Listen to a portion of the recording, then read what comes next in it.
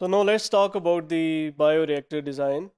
As we earlier discussed, what is the real kind of fermentation systems and the processes and how it looks. Now let's talk about different designs of bioreactor. One of the very common design is called as entrapment type. It's a very commonly used bioreactor where in this system we would have higher concentration of cells and they are trapped in some of the polymeric uh, matrix. So this polymeric matrix would be entrapping these live cells and they would be gradually released and they would be acting upon the substrate and they would keep on producing the desirable end product in this fermenter.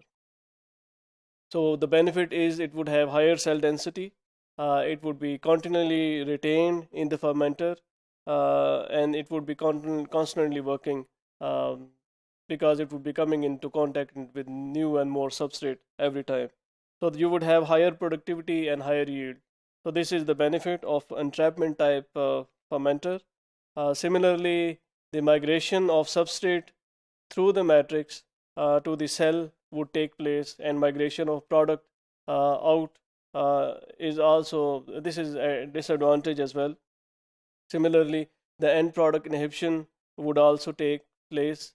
Cell leakage is another from the polymeric matrix is another limitation as well, because the cell would keep on growing and every extra cells would be going out of this polymeric matrix.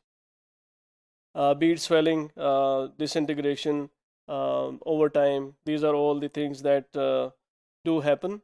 And once it becomes unfavorable, this fermentation process has to be stopped clean and restarted as well. So this was somehow the limitation of this process, but as I said, that they are also beneficial because it can be quite easily controlled, and once this system stops working or is not efficient, it can be restarted as a new process. Then there is another type of bioreactor. This is called as biofilm type bioreactors. They are the natural form of cell immobilization in which microorganism would be attached to a solid surface. So like you know that the biofilm is a serious issue in industry because most of the pathogenic microorganism would make up biofilms and they are very difficult to treat in that case. But here we are talking about all the desirable microorganisms, so they can make up biofilms on specific surfaces, and that biofilm can be utilized for the good benefits as well. So the cells would be constantly growing like any biofilm. They would be sloughing off from the main material, and the reactor would be a mixture because within the reactor you would have the live cells as well as immobilized cells. Whenever they grow, they would release the matrix, get into this substrate matrix, so you would have both cells available in this. So they are like open immobilized cell bioreactors because they are open as well as mobilized as well. So they have benefits of these um, two things, that they are immobilized, they are available as well. It is also similar to another process called a suspended cell continuous fermentation as well, but it has an added advantage that it increases biomass concentration in the bioreactor. You can have higher concentration of biomass in the bioreactor as well, and it keep on growing. And as like other biofilms, they are also resistant to harsh conditions, so they are more robust.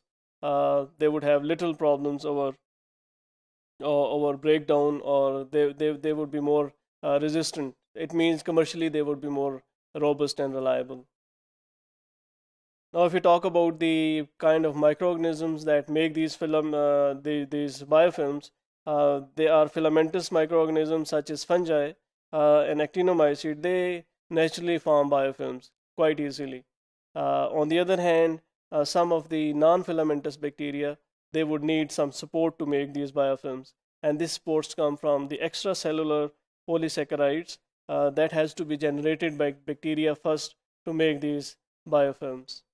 So we have to give such conditions to this bacteria that they produce such biofilms first, and then they can be utilized in the bioreactor. And again, it would also depend, they would need a proper surface for the making up these biofilms. Again, different microorganisms have different preferences. Some of them would be happy to make biofilms on any material such as metal, plastic, or glass. But there has been another development regarding this plastic composite sport, PCS. This is a developed plastic polymeric material that has been made that stimulates the growth of biofilm formation of specific microorganisms. And the examples here are Lactobacillus casei, Zymomonas mobilis, Saccharomyces cerevisiae, and Actinobacillus succinogenes. So these are some of the examples that have been tested to be very effectively making biofilms on this developed material called as plastic composite support. So if we talk about how this is made, it is reported to be made by extrusion. The plastic material, it has got 50% polypropylene, and it also have ground soybean hulls, bovine albumin, and various culture micronutrients. So these combinations, they're all extruded together to make up this product called as PCS that facilitates the growth of biofilms on the surface, and that can later be used for the bioreactors as well. Now let's look at the benefits of different ingredients. This soybean hull that is added, that keeps this product porous, and it would be releasing the steam whenever this PCS leaves the extruder. So it would be porous, and it would be more useful to have porous medium. The next ingredient is bovine albumin. That is a natural plasticizer which would protect the temperature sensitive micronutrients that are added. So it helps these nutrients to be remain available for microorganisms. Similarly, these nutrients that we add, they all, of course, they would depend upon the type of microorganisms that we are dealing here. For example, amino acids, vitamins, and lipids are generally added, but it would be dependent upon the kind of microorganisms that we are using in this bioreactor. Generally, monosaccharides are avoided because they do not produce good PCS. If you look at this PCS blend for lactobacilli, it would depend upon the kind of microorganisms as well. So here we are talking about lactobacilli. It would have 50% polypropylene, 35% ground dried soybean hulls, 5% bovine albumin, 5% yeast extract, and soybean flour and mineral salt. So these things are added. So this composition would be more suitable for lactobacilli because this has been tested for these specialized microorganisms. They have got higher productivity, higher percentage yield as well than suspended cell lactic acid fermentation. So that shows the good success of this kind of material that can be used for the formation of biofilms. As they are biofilms, so they have got a very longer shelf life. They would be. It has been shown that they can keep on working for at least 1.5 years without any breakdown of the facility. So this shows that this is quite a successful approach to make biofilms with this particular biomaterial. These biofilms reactor can be washed with concentrated ammonium hydroxide.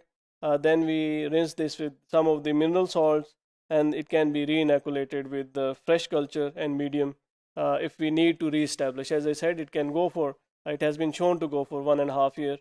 If the conditions are controlled. If they are uncontrollable, then maybe it can be started over again with this treatment to ammonium hydroxide, mineral salt solutions, etc.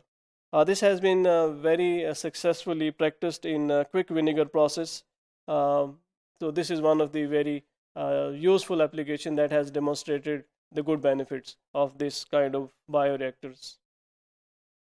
Now the next type of bioreactor is called as solid substrate fermentation or solid substrate fermenter type. This is generally used for soybean. They are ground, they are inoculated with this Aspergillus oryzae, then incubated for 3 days, it would produce a soya sauce for 3 to maybe it go up to 5 days as well. It is a simple process. It is aerobic process. There's large surface area, so abundant oxygen is available, so microorganisms can keep on growing. And this oxygen concentration would be high because you can, without using any mechanical systems or air draft system, it is higher because, as I said, the surface area is higher. It would need higher space, of course, large area for incubation space as well. It's more like a batch kind of system.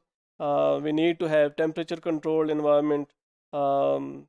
We have to keep on monitoring for this contamination, and quality of starting material are very much essential for success of this kind of bioreactor. So we have discussed these different kinds of bioreactors that are practically utilized in the industry, their limitations and their potentials to produce desirable end products.